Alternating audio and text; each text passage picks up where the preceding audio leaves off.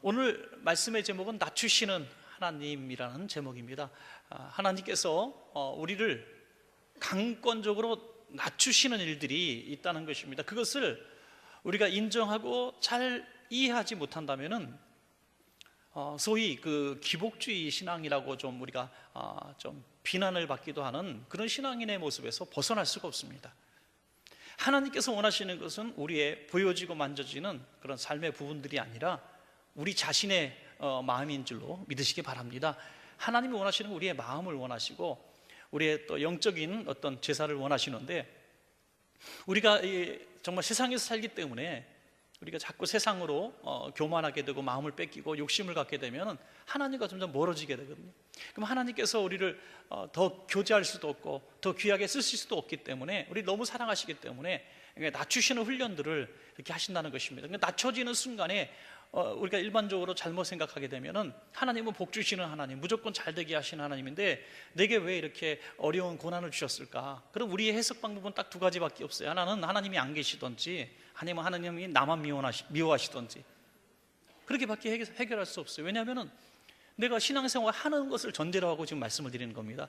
신앙생활 열심히 하고 있고 나름대로 헌신하고 있고 또 물질로도 하나님 앞에 이렇게 또 최선을 다해 드리기도 하고 죄 짓지 않고 살아가고 있다고 생각했는데 하나님이 복을 안 주신다면, 믿지 않는 사람도 받는 복을 받지 못한다고 한다면 두 가지밖에 없잖아요. 하나님이 안 계시던지, 하나님이 나를 미워하시던지. 그런데 성경의 많은 인물들을 보다 우리가 깜짝 놀랄 때가 있어요. 성경에 그렇게 위대한 인물들이, 고난이 없이 위대한 인물이 된 사람들이 정말 우리가 아무리 뒤져도 찾아도 나오지가 않는다는 것입니다. 그렇지만 하나님께서 그 고난들을 통해서, 목적이 있는 고난을 통해서 다시 세워가시는 모습을 보게 됩니다. 오늘 찬양을 그렇게 깨어져야 하리, 부셔져야 하리라는 찬양을 불렀지만, 우리가 스스로 깨지는 게 낫겠어요? 가루가 되도록 하나님께 맞아서 깨지는 게 낫겠어요? 예, 좋은 말 할 때 듣는 게 나은 줄로 믿습니다. 좋은 말 할 때. 예. 그러니까 우리가 스스로 하나님께서 깨어지게 하실 때는 바싹 깨어지는 거예요. 먼저 부셔져 버리는 것입니다. 그런데 여기서 참 두려운 것은 끝까지 우리가 많은 분들이 버틴다는 거예요. 내가 왜 깨어져야 되는지, 내가 왜 부서져야 되는지 이유를 알 수 없기 때문에, 그거를 이해하려고 하지 않기 때문에, 빨리 이 문제를 극복하고 회복되는 것만 바라보기 때문에 깨어지는 것을 거절합니다. 완강하게 거부하면 결국에는 어떻게 되냐면, 깨어지지 않고 부셔지지 않는 인물은 하나님께서 완전히 가루가 되도록 부셔뜨리는 것이 아니라 하나님께서 제 마음대로 완악한 대로 내어 버려두신다는 겁니다. 여러분, 이게 버림받는 거예요. 하나님께서 많은 연단과 고난을 주셔서 그 부셔지고 깨어지고 하는 과정을 통해서 다시 새롭게 되고 다시 만들어지고 재창조의 역사가 일어나야 되는데, 정말 너무나 마음이 완악하고 강팍한 사람들 공통점이 뭐냐면 참 하나님 핑계, 이유 핑계, 다른 사람 핑계를 댑니다. 그리고 원망하고 불평하고 끝까지 이 회복의 문제만 붙들고 이게 응답해야만 하나님이 나를 사랑하신다고 착각하며 살아가기 때문에, 하나님께서 어느 날 포기해 버리신다고 하는 것은, 좀 우리가 포기한다는 표현은 좀 그렇지만 하나님이 내어버려두는 이런 모습들을 보게 되면서 그런 지경까지 가지 말아야 되는데 하는 그런 안타까움을 가질 때가 있습니다. 오늘 수요예배 나오신 성도님들은 그런 일이 없을 줄로 믿고, 우리가 하나님께서 낮추실 때 우리가 빨리 낮아져서 하나님이 망치를 드셨을 때 스스로 깨어지셔서 하나님께서 예비하신 그 축복의 문으로 빨리 다가갈 수 있는 여러분 되시기를 축원합니다. 여러분, 오늘 본문에서 우리가 모세를 볼 수 있고 이스라엘을 볼 수가 있습니다.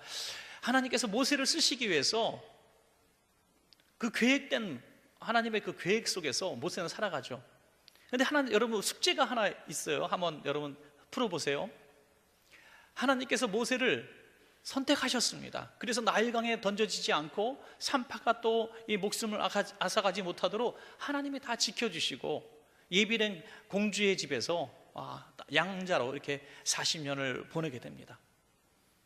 그리고 하나님께서 너 40년 왕자 생활 다 했으니까 이제는 40년 광야 훈련을 받아, 그래야 내가 쓸 거야 하고 광야로 보내셨을 거예요. 이 40년의 왕자의 생활 가운데서 만약에 하나님께서 쓰시기로 합당한 사람의 모습을 보였다면 하나님께서 광야로 보내셔서 40년을 훈련을 시키셨을까요? 아니면 그냥 이스라엘의 구원자로 쓰셨을까요? 질문. 예, 저는 한번 여러분 생각해 보시지 않았을 것 같아요. 하나님은 그냥 40년 광야로 뺑글뺑글 돌려서 훈련시켜서 겸손하고 낮아지고 깨트려 가지고 이렇게 하나님께서 쓰시기 합당한 종으로 쓰셨다.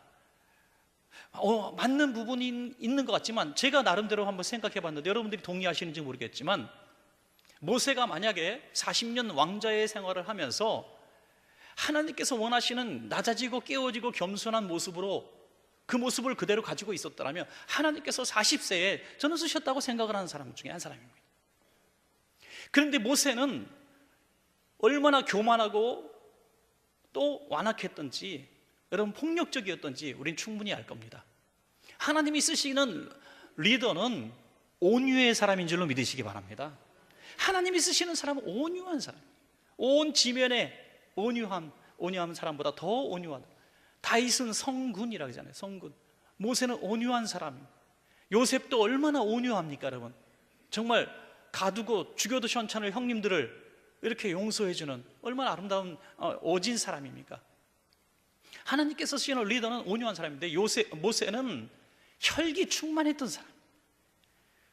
그는 자기가 착각 속에 빠졌는데 뭐냐면 자기는 다르다 이런 거죠. 모든 히브리인들이 노역을 할 때 그는 자기가 히브리인의 정체성을 갖고 있음에도 불구하고, 히브리인의 엄마로부터 이렇게 유모로부터 자랐음에도 불구하고 자기가 히브리인 중에 으뜸가는 구별된 인물로 생각했습니다. 그래서 자는 구원자다, 내가 이스라엘을 구원할 사람 내가 아니면 누가 있으랴 라고 생각.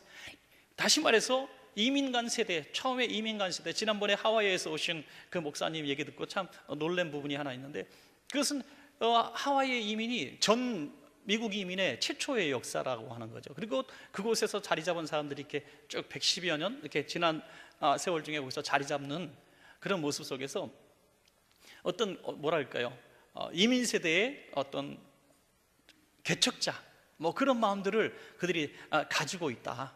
그런 마음을 가지고 있다. 그래서 책임의식, 전 세계의 이민 역사에 자기가 중심이다, 뭐 이런 생각들을 가지고 있다고 하는 얘기를 들었습니다. 여러분, 그런 자부심이라 그럴까요? 모세는 그런 자부심들을 가지고 있었어요. 내가 아니면, 나를 몰라주면 누가, 아니 이 이스라엘을 구원한다면 나 아니면 또 누가 있을까? 내가 제일 성공한 사람이다. 이민 세대에서 제일 먼저 성공한 사람, 그 사람은요 책임감이 너무너무 크답니다. 모든 이민 온 사람들, 여러분 우리가 처음에 어려울 때 뭐 70년대 60년대 이민 가신 분들, 한 분이 이민 가면 삼촌도 따라가고 조카도 따라가고 작은 엄마도 가고, 어려우니까 자꾸 불러달라고 해서 가서 뭐 여러 가지 어려운 일 하면서 막 자리 잡고 이렇게 고생하지 않았어요? 한 사람이 가면 나 좀 불러달라고 이렇게 그랬던 거 아니겠어요? 그 사람이 그래도 제일 성공한 사람이니까.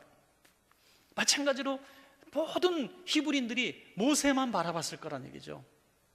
그리고 어느덧 교만함이 있었고, 이 교만함이 자기 히브리인들 노역을 당하는 모습을 이렇게 구경을 하러 가다가 이 애굽 사람이 히브리인을 박대하는 걸 보고 뒷골목에 불러다가 주먹으로 때려갖고 죽였단 말씀입니다. 여러분, 사람을 때려서 죽인다는 게 얼마나 끔찍한 일입니까? 그건 총으로 한 방 빵 쏴서 죽이는 것과 다른 거죠. 때려서 죽였습니다. 이렇게 강팍하고 힘이 있고 한 사람, 야 왕자가 때리는데 어디 때려 이렇게 막을 수 있겠어요? 요즘 같은 시대에도 뭐 갑질 어쩌고 하지만은 상사가 때리면 그냥 맞잖아요, 그죠? 그러니까 이 왕자가 때리는데 어떻게 방어했겠어요? 그러니까 맞다가 그냥 죽은 겁니다. 얼마나 강팍합니까, 여러분? 그래서 땅에다 묻어버렸어요. 생매장을 해버린 거예요. 이렇게 혈기충만, 그리고 내가 아니면 누가 하랴, 그랬던 마음을 갖고 있으니 자기는 이스라엘의 영웅이라고 생각했어요. 그런데 모든 이스라엘이 그를 등을 돌리고 네가 우리의 무슨 재판관이냐, 우리도 때려 죽이려고 그러느냐, 이렇게 말을 하게 해서 광야로 도망가게 된 겁니다. 그가 광야로 가서 40년 있게 된 것은, 제가 드리고자 하는 말씀은 전적으로 모세의 잘못이라는 거죠. 하나님께서 훈련을 시키기 위해서 빼낸 게 아니라 전적으로 자기의 모습 때문에 죄악된 모습의 결과였다는 거죠. 이스라엘도 마찬가지고 그 위에 나오는 모든 사건도 마찬가지예요. 여러분, 에스더는 왕후가 됐어요. 왕후가 됐는데 하나님의 에스더를 쓰시기 위해서 왕후의 자리에서 박탈시키고 저 남의 몸종으로 일하는 대로 다시 떨어뜨린 다음에 20년 훈련시키다가 에스더를 쓰셨습니까? 아니에요. 왕후의 자리에서, 가장 꼽히는 그 자리에서 에스더를 쓰셨는데, 에스더가 왜 쓰임받았습니까? 죽으면 죽으리라 했기 때문에 쓰임받은 거거든요. 다니엘도 마찬가지입니다. 다니엘도 어떻게 힘겹게 해서 총리가 됐어요. 총리가 됐을 때 하나님이 너 아직은 너무 높아서 안 돼 하면서 저 바닥으로 끌어내린 다음에 쓰셨습니까? 아니에요. 가장 높은 자리에 있는 총리가 됐을 때 하나님은 다니엘을 쓰셨어요. 그때 다니엘이 왜 쓰임받았습니까? 역시 죽으면 죽으리다, 사자굴에 들어가는 믿음을 가졌기 때문에 거기서 쓰임받은 거예요. 그렇기 때문에 모세도 정점에 있는 왕자의 40세 나이에 하나님이 충분히 쓰실 수 있는 그런 위치가 됐는데 보니까 안 되거든요. 교만 충만, 혈기 충만, 욕심 충만, 이런 것들이 있는 것을 보면서 안 되겠다, 너는 광야로 가라 하신 것이죠. 이스라엘도 마찬가지입니다. 출애굽해서 제일 빠른 길로 가면 뭐 일주일 내로 갈 수 있는 가나안 땅을, 또 늦게 가도 한 달이면 충분히 갈 수 있는 가나안 땅을 2년 동안 돌게 하셨어요. 하나님은 예비 훈련을 하셨습니다. 기본적인 예비 훈련을 하신 다음에 가데스 바네아에서 이제 가나안 땅을 바라보면서 훈련을 시키시는데, 역시 그들이 10명의 정탐꾼의 얘기 듣고 통곡하며 하나님을 원망하잖아요. 만약에 거기서 하나님 앞에 감사하고 여호수아와 갈렙의 말 듣고 진격했더라면 가나안은 2년 만에 정복했을 줄로 믿으시기 바랍니다. 이건 틀림없는 말씀이에요. 그런데 그들이 불순종했기 때문에 40년을 광야에서 돌리신 것이지, 절대로 훈련시키기 위해서 40년 돌린 게 아니라는 것을 우리는 꼭 기억해야 됩니다. 우리는 이렇게 생각, 하나님께서 이스라엘 백성을 가나안에서 살 수 있는 인물로 훈련시키기 위해서 광야로 38년 더 돌게 하셨다. 성경에는 물론 그렇게 나와 있어요. 그렇지만 그것은 결과에 대한 말씀이거든요.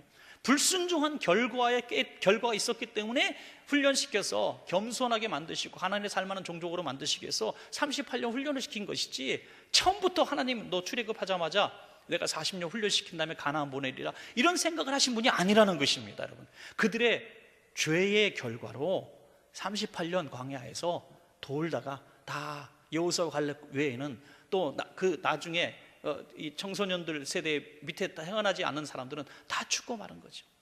우린 그 사실을 우리가 알아야 한다는 것입니다. 그래서 하나님은 낮추시는 하나님이시지만 우리가 순종하면 낮춰주시기 전에 그 모습 그대로도 충분히 쓰실 수 있는 하나님인 것을 우리가 믿으시기 바랍니다. 여러분, 자, 성경에 보면 또 낮아지셔서, 스스로 낮아지셔서 쓰임받은 아주 대표적인 인물이 나오잖아요. 바로 예수님이십니다. 여러분, 예수님은 하나님 보좌 우편에서도 얼마든지 우리를 구원하실 수 있는 그런 하나님이 아니시겠어요? 그런데 왜 이 땅에 오셔서 우리와 같이 낮아지셨을까요? 왜 우리와 같이 육신을 입고 오셨을까요? 바로 우리의 구원의 방법이 그거밖에 없다는 것을 우리에게 보여주고 있는 것이죠. 하나님이 하늘에서 야, 명령으로 이렇게 말씀으로 뭐든지 하실 수 있으니까 내가 너 구원하리라, 죄사함의 은혜를 입어라 말씀하실 수 있어서 우리를 구원하셨으며, 구원하실 수 있다면 하나님은 예수님을 몸으로 이 땅에 오시지 않았을 거예요. 이 방법밖에 없기 때문에 오신 줄로 믿습니다. 여러분, 이 방법밖에 없기 때문에 오셔서 우리 육신의 모든 나약한 모습을 짊어지시고 하나님과 동등됨을 취할 것으로 여기지 아니고 오히려 사람의 모양으로 나타나셨고 종의 형상을 입고 나타나셔서 죽기까지 복종하셨으니 그 십자가의 죽으심이라 그랬잖아요. 그러니까 이렇게 죽으심으로 말미암아 낮아지고 벌고, 제가 병원에 이제 큰 수술을 받는 분들, 또 극한 어떤 고난 가운데 있는 분들에게 제가 가끔씩 이렇게 위로랄까요? 아니 힘내시라고 줄이는 어떤 그런 말이 있는데, 그것이 뭐냐면 이제 수술실 들어가게 되면 이제 수술복 입고 다 벗겨지고 정말 헝겊 같은 거 하나 딱 얹혀놓고 바닥에 찬 그 수술 침대에 눕혀서 들어갈 때 얼마나 떨리고 두렵습니까, 여러분? 그때 예수님의 모습을 한번, 십자가에 달리신 예수님의 모습을 한번 상상해 보십시오라고 말씀을 드려요. 이제 극심한 고난, 마취하고 칼로 몸을 찢고 막 그냥 이 안에 있는 장기를 만지고 뭐 뇌수술을 하고, 아유, 저 생각만 해도 너무 끔찍해요. 근데 이런 고통을 막 두려움 앞에서 발발발 떨 때 예수님께서 나를 위해서 온몸이 발가벗겨졌어. 온 무리들이 침 뱉고 조롱하는 그 가운데서 창으로 몇 구리 막 찌르고 칼로 못자국 나고 머리에 가시간 피가 철철 흐르고 그런 모습을 상상해 보십시오. 예수님만한 고통은 아니지 않습니까? 당신은 좋은 병원에서 믿을 만한 의사 선생님께 수술을 받는 것이고, 수술을 받으면 당신은 나와서 살 거 아니겠습니까? 그러니까 주님은 우리를 위해서 완전히 죽으셨지만 그 죽으심으로 우리는 이 수술 받고 나서 사실 겁니다. 강건해질 겁니다. 하지만 고통이 힘들 때 예수님이 고난당하시는 모습을 한번 상상해 보신다면 참을만 하실 겁니다. 이렇게 말씀을 드리는 거예요. 위로가 되는지 모르겠어요, 여러분. 진짜 수술 받는 입장에서 위로가 되는지 모르겠습니다. 저는 그렇습니다. 저는 뭐 대단한 수술을 받는 거지만 치과 수술을 받을 때 막 이빨을 이제 마취하고 그럴 때 주여 십자가를 바라보면서 뭐 너무 과장됐나요? 하여튼 뭐 어떤 고난의 순간, 멸시의 순간, 조롱의 순간, 이런 순간이 왔을 때 우리 주님을 생각한다는 것은 얼마나 우리에게 위로가 되는지 모르겠습니다. 저는 그래서 이렇게 생각합니다. 예수님이 낮아지시지 않았더라면 우리 인생에 연약하고 깨어지고 망가지고 버림받고 슬프고 죽고 싶은 인생에 희망을 줄 수는 없었을 것이다. 예수님이 철저히 낮아지셨기 때문에, 더 낮아질 데가 없는 데까지 낮아지셨기 때문에 우리의 구원자가 되셨구나, 이렇게 믿습니다, 여러분.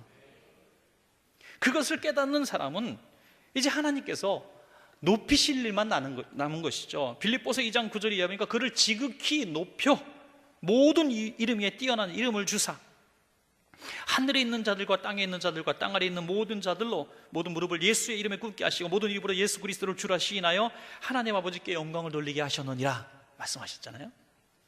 하나님께서 낮추셨지만 다시 지극히 높으신 하나님께서 그 이름을 높여 주셨다. 낮추시는 이유는 높이시기 위해서 낮추시는 것인 줄로 믿으시기 바랍니다. 오늘 낮아지셨습니까? 너무나 기가 막히고 억울하고 분통 터지고 열받는 그런 상황 가운데 낮아지셨습니까? 내 의도와 상관없이, 내 죄와 상관없이 낮아지셨다고 생각하십니까? 생각을 바꾸시기 바랍니다. 하나님께서 나를 그렇게 낮춰주시지 않으시면 내가 하나님 앞에 높아질 수 없기 때문에 하나님이 지금 나를 훈련시키시고 깨트리시는 것을 인정하십시오, 여러분. 인정해야 돼요. 폭풍우가 올 때 많은 사람들이, 시련이 오고 고난의 폭풍우가 올 때 하나님 빨리 피해가게 해주세요라고 기도하시는 분들이 있는데 그 폭풍우가 인생 전반을 뒤덮을 겁니다, 여러분. 주님, 이 폭풍우를 통해서 저를 깨닫게 하시고 저를 깊이 생각하게 하시고 저를 회개케 하실사, 이 폭풍우가 거친 이후에 하나님께서 원하시는 사람으로 만들어지게 해 주십시오. 이렇게 기도할 때 폭풍우가 짧게 끝나는 것입니다, 여러분. 사도 바울이 참 많은 고난을 겪은 사람이지만 충분히 훨씬 더 많은 고난이 예비되어 있는 사람입니다. 여러분, 이 모든 하나님께서 쓰시는 인물들 중에서 사도 바울처럼 고난이 예고된 사람이 어디 있습니까, 여러분? 아나니아에게 말씀하십니다. 야, 그냥 눈 뜨게 해. 불쌍히 여겨라 좀. 얘는 앞으로 나를 위해서 얼마나 핍박을 받아야 되는 사람인지 이제 보게 될 거야. 참 불쌍한 애야. 생각해보면 불쌍한 애야. 눈 뜨게 해줘라. 이렇게 말씀하셨어요, 하나님이. 고난을 이미 예고받은 사람이에요. 고난이 예정된 사역자란 말이죠. 얼마나 많은 고난을 당했겠습니까? 그래서 이 바울이 고백하는 고난은 정말 파선의 고난, 강도의 영, 물부류의 영, 배고픔과 돌맞음과 갇힘과 고독의 많은 고난들을 겪었다고 그는 스스로 얘기합니다. 그렇지만 우리가 생각하는 그 고난이지만 바울에게는 수많은 위로자가 있었어요. 바울처럼 많은 동역자가 있었던 사역자가 성경 어디에 있습니까? 모세같이 수백만의 리더였지만 그의 옆에는 여호수아, 갈렙, 아론과 홀밖에 없었어요. 이런 성경에 수많은 인물들이 있지만 다윗 곁에 누가 있습니까? 다윗 곁에도 장군 몇 사람이 있었지만 이 바울과 같이 목숨을 걸고 같이 했던 초대교회의 수많은 동지들을 가진 사람은 바울밖에 없다고 보는 거죠. 그 수많은 고난 가운데 바울이 왜 그래도 그렇게 동역자들이 있었고, 배고프면 밥 갖다 주는 사람이 있었고, 옥에 갇히면 옷 갖다 주는 사람들이 있었고, 위로자로 붙는 브리스가와 아굴라 같은 사람이 있었고, 그 안에서 누가 같은 사람이 있었고, 많은 그 옆에 돕는 사람들이 끝까지 붙어서 그를 책임졌습니까? 저는 바울의 깨어질 줄 아는 사람이었기 때문이라고 믿습니다, 여러분. 깨어질 줄 아는 사람, 스스로 낮아질 줄 아는 사람이었기 때문에 하나님께서 그를 높여주신 겁니다. 높여주신 거예요. 그러니까 존경받는 인물이 되게 해주신 것입니다. 지금 수많은 주회종들이 있고 목사님들이 계시지만 스스로 높아지려고 하는 목사님들이 계시다고 봅니다. 소수겠지만 그런 분들은 공통점은 뭐냐면 동역자들이 없어요. 그를 정말 사랑하고 그가 아플 때, 그가 고난을 당할 때 편되어주고 목숨 걸어줄 수 있는 동역자들이 없는 것을 보게 돼요. 그러나 나는 항상 나는 항상 못 쓰는 사람입니다. 나는 항상 정말 벌레만도 못한 목사입니다. 이렇게 낮아지고 깨워지고 겸손할 줄 알고 다른 사람 앞에 높일 줄 아는 이런 사람들을 바라보면 항상 그 곁에 그를 높여주는 사람들이 있더라고요. 여러분, 바울이 이 낮아지기까지 우리보다 얼마나 더 고난을 겪어야 낮아지겠습니까? 그러나 그 고난들이 오기 전에 그는 미리 낮아진 사람이에요. 너무 놀라운 얘기죠. 그는 로마 시민권을 가진 사람이에요. 또 이 산헤드린 공회의 의원입니다. 그리고 태어날 때부터 정말 이 베냐민 지파의 사람으로 태어났어요. 유대인 중에 유대인입니다. 학식으로도 가말리엘 학파에서 최고학부에서 공부한 엘리트 지성인입니다. 뭐가 부족합니까, 여러분?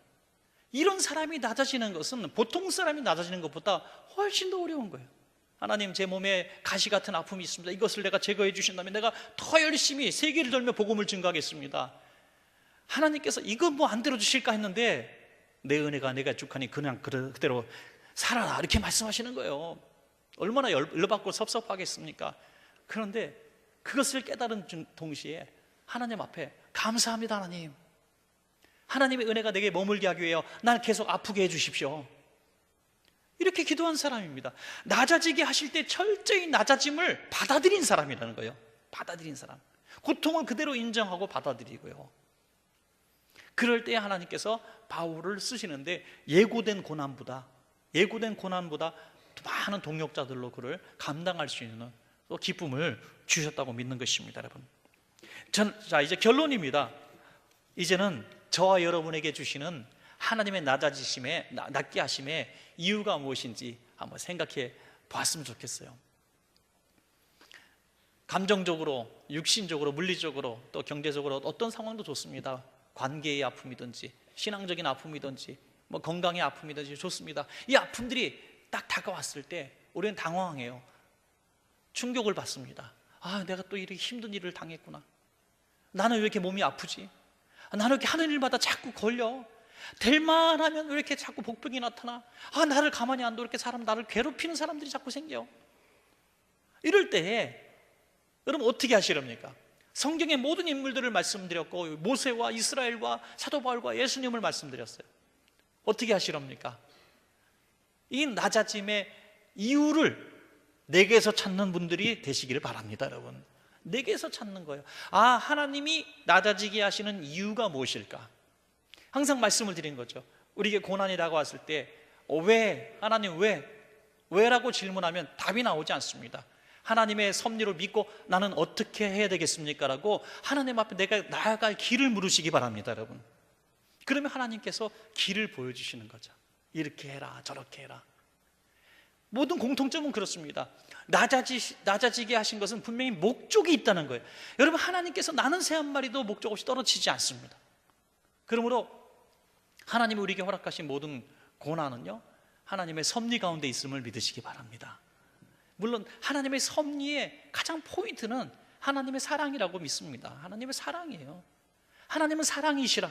하나님 본체는 사랑이기 때문에 모든 우리의 고난 자체도 사랑 때문에 주시는 거고, 그리스도인이 박해당하는 것도 사랑 때문에 박해를 받게 하시는 거죠. 이건 영적인 개념으로 해석하지 않으면 풀리지 않는 숙제일 수도 있습니다. 그러나 우리가 이 세상은 천국 가는 과정이라고 믿는다면 이 모든 과정들이 눈에 열려서 보여지고 깨달아지게 되는 것이죠. 이스라엘 백성을 낮추신 오늘 본문을 보니까 딱 두 가지만 말씀하세요. 왜 우리를 낮추시는가? 가장 큰 거 100이라고 하는 숫자를 본다면 저는 한 90%라고 봐요. 90%의 이유는 뭡니까? 겸손하게 쓰시려고, 겸손한 종으로 쓰시려고 낮아지게 하셨다 이거지. 겸손하게 만드셔서 쓰시려고. 이런 고난과 환난과 아픔이 없으면 우리는 모세처럼 혈기왕성하고 주먹이 얹어나가는 이런 사람으로 살 수밖에 없는 겁니다. 제가 그리스도인들, 실업인들이나 어떤 분야에서 그래도 어느 정도 위치에 오르신 분들을 이렇게 만나봤을 때 두 종류로 나눌 수 있습니다. 한 종류는 그냥 자기 힘으로 엘리트 의식을 가지고 쭉 잘 돼서 실패란 걸 별로 경험하지 못한 사람들이 가지고 있는 그 마음, 태도를 봅니다. 그리고 또 한 부류는 뭐냐면 수많은 엎치락뒤치락 깨어짐과 아픔과 부도남과 고난을 막 겪어서 지금 어느 정도 위치에 오른 사람들을 보면 다 두 종류가 나눠져요. 나눠질 때 하나님께서 어느 사람을 더 쓰실까라고 생각하면 저는 이쪽 사람을 쓰신다고 믿습니다. 이 사람이 가진 누구에게도 배울 수 없고 누구에게도 정말 빼앗기지 않는 성품이 하나 있는데 바로 겸손한 성품이더라고요. 그 마음속에는 이중적인 마음이 있는 거예요. 하나는 뭐냐면 하나님에 대한 두려움이에요. 하나는 하나님에 대한 신뢰. 두려움과 신뢰가 같이 있어요.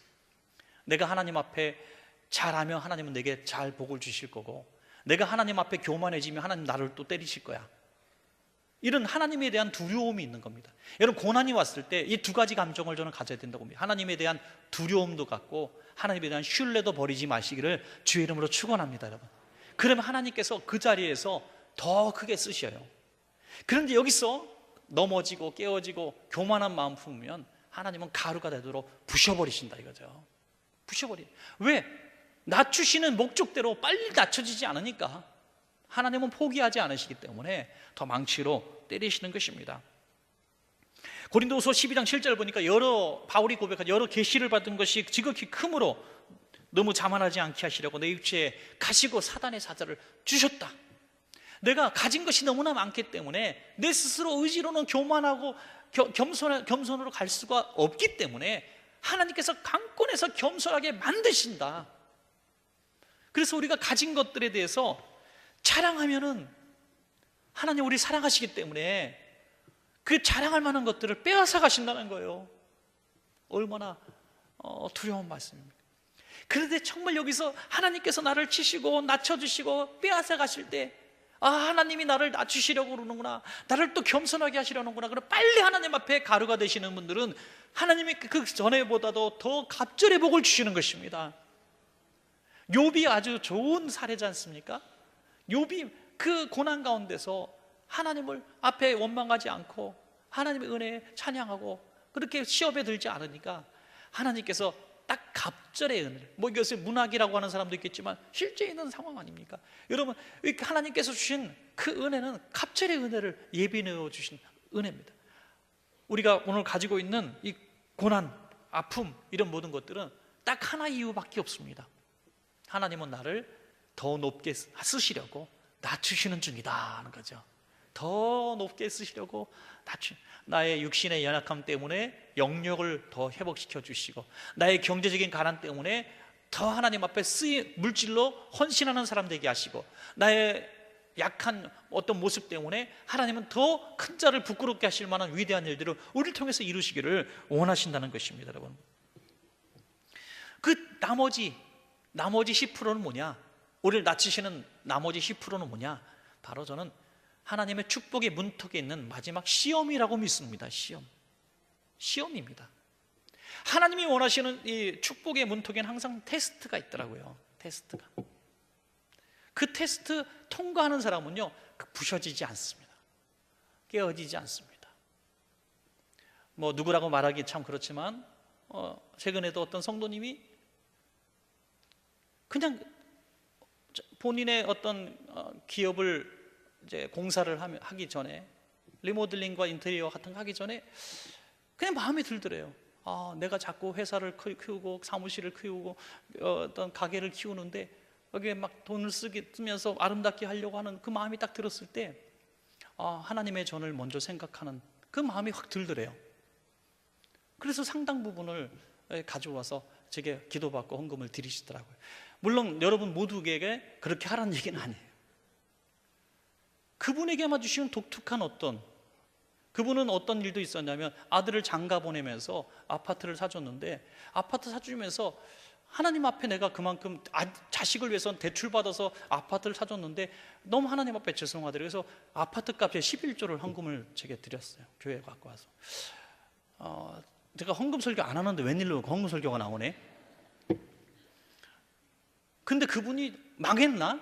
아니요. 그 이후로 훨씬 잘 되고 있어요. 훨씬 잘 살고 계셔요. 깨닫습니다. 테스트였구나. 그분에게만 주신 테스트. 모두에게 공통의 테스트는 아니에요. 그분에게만 주신 어떤 테스트구나.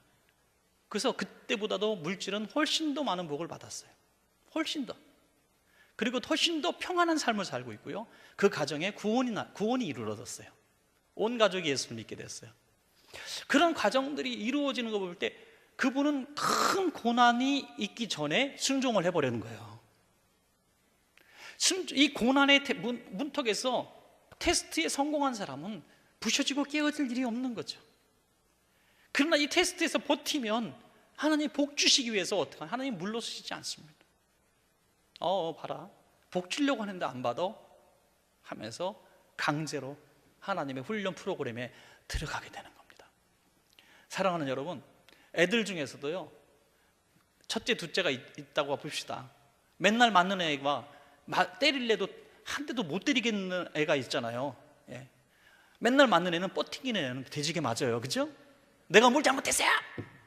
막 덤비고, 엄마는 나았다고 때릴 자격이 있어요? 막 이러면 어떻게 할 거예요, 여러분이? 죽을 때까지 패는 거지, 그냥. 근데 어떤 애는 딱 몽둥이만 들었다면 통곡하면서 바지 깡에 붙들면서 살려주세요, 살려주세요. 다시는 안 그렇게 뭘 잘못해. 뭔지 모르겠지만 하여튼요, 살려주세요. 이런 애는 때릴 데가 없는 거야. 어떻게 때려, 그런 애를요. 그래서 걔는 한 대도 안 맞고 살아요, 평생을. 예. 하나님 앞에서 우리가 매맞지 않고 또 큰 고난을 겪지 않는 비결이 여기 있는데, 우리는 우리 인격적인 우리의 자녀를 가르치면서도 그걸 깨달으면서 왜 하나님 앞에 우리가 그걸 깨닫지 못하는가? 너무 우리가 어리석은 거죠. 하나님의 매를 드시는 그런 사인만 딱 들리면 무조건 우리 먼저 깨어집시다. 무조건 바짝 엎드리는 거예요. 뭔지 모르겠지만 잘못했어요. 내가 잘못한 거 깨닫게 해주세요. 하나님 앞에 기도하고 깨어지고 낮아지고 겸손해지면 하나님이 우리를 큰 매를 드실 것이 아니라 통과. 그래서 높이 쓰신다는 거예요. 그렇게 쓰임받는 사람은 어떠한 상황이 와도 이것은 주님의 은혜입니다라고 고백하기 때문입니다. 여러분, 하나님이 이 사람을 기뻐하시는 거죠. 우리가 수천억을 벌어서 하나님 앞에 드린다고 하나님 기뻐하시는 게 아니에요. 대단한 인물이 되어서 노벨상을 2개, 3개 타가지고 하나님께 영광 돌린다고 영광 돌리는 게 아니라 모든 것이 하나님의 은혜입니다라고 고백하는 사람을 하나님이 쓰시기를 기뻐하신다는 거죠. 그래서 우리가 깨어져야 될 때는 먼저 깨어지는 깨어짐이 있어야 하나님 우리를 빨리 높이 세워주시는 이 성경적 비밀을 깨닫고 오늘도 스스로 깨어질 줄 아는 우리 성도님들 되시기를 주의 이름으로 축원합니다.